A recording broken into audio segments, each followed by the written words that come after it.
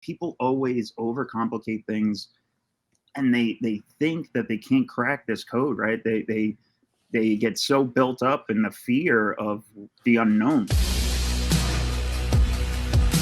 What would you say the number one secret is to wholesaling, flipping, and creating cash flow in real estate?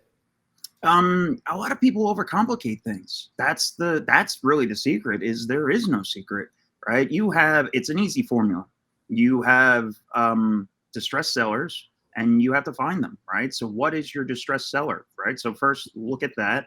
Are they going to be people that are getting pre-foreclosed? Were they probate? Did somebody just pass away, right? So find out what your avatar is, and then just start going to search for that avatar. After that, you're just going to have to break down and have hard conversations. That's if you're going direct to seller, right?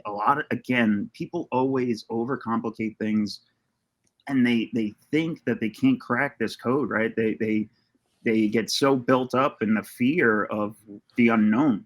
Listen, we don't know what we don't know, so just move forward.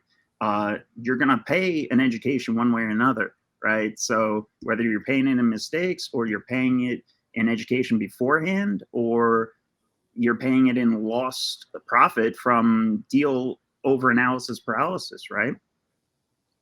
Excellent. That's a great start. I mean, this is really key here, right? Don't overcomplicate it. Take action on what you do know, right? And understand that it's just about finding distressed sellers wherever they might be at.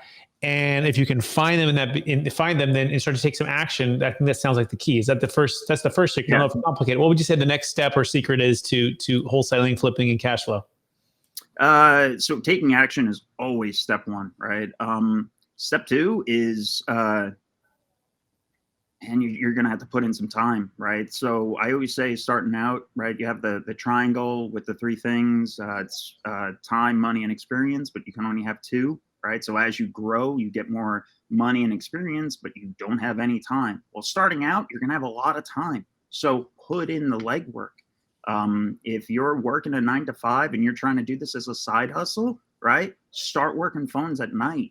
You're going to have to put in legwork, whether or not it's working phones or driving for dollars or door knocking, right? You're going to have to put in some legwork up front that will later on pay off.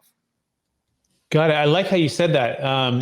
You can only have two, right? Time, money, and experience, and basically figure out which ones you have. And I imagine if you're wholesaling, flipping, cash flow, figure out which two you have, and then just dive right into that. Is that a fair summary, Nick?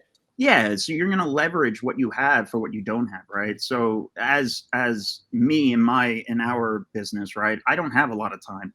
So I leverage it by other people's time, right? We have VAs, we have a whole staff. I have a whole acquisitions and a dispositions team, right? I'm not there anymore. With that being said, starting out, it was just me and Tony, right? We're working the phones, we're working the emails, we're working everything. So you have to leverage what you do have to get what you don't have.